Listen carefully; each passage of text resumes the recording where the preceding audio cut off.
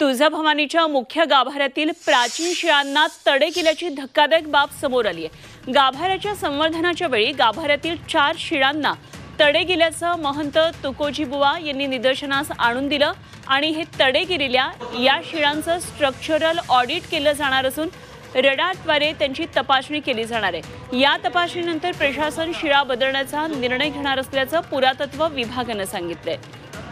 आणि या संदर्भात आमचे प्रतिनिधी ज्ञानेश्वर पतंगे सध्या आपल्या बरोबर आहेत। आणखी तपशील जाणून घेऊयात। ज्ञानेश्वर, तुळजाभवानीच्या मंदिरामध्ये ज्या शिळा आहेत त्यांना तडे गेल्याचं निदर्शनास आलेलं आहे, काय काय नेमके या संदर्भातल्या आणखी डिटेल्स आहेत, पुढे काय तपशील येतात?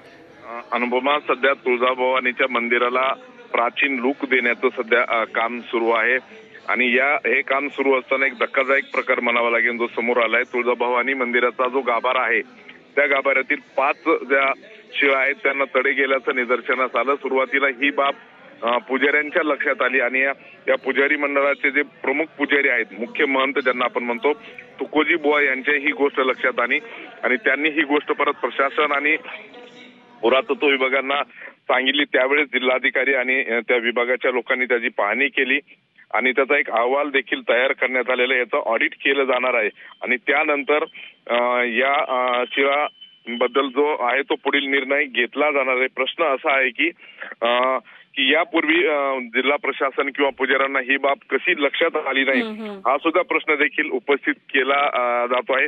मुख्य म्हणजे 150 वर्षापूर्वी तुळजाभवानी मंदिराचं खरं तर